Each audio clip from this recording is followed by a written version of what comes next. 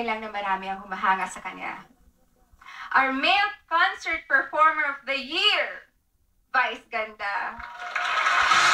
Presenting the trophy for the Guillermo Foundation is Mr. Leonardo de la Cruz.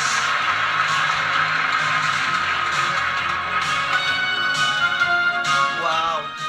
Male concert performer of the year. Nakakatawa, nakatakong pa man din ako. Pero maraming salamat po sa Guillermo Foundation for this award. Gusto ko rin magpasalamat sa mga producers ng concert na yon na talaga naman kumabog sa Araneta. Sir Vic De Rosario, Sir Vincent De Rosario, Miss Cora Rodrigo, sino pa ba?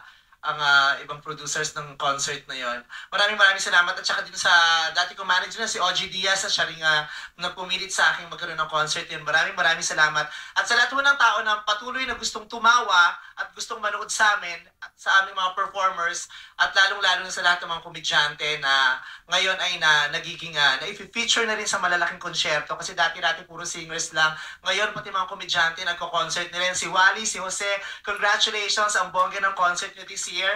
Ayan, at dahil sa award na ito, magko-concert ulit ako this year. Maraming salamat po. Thank you so much.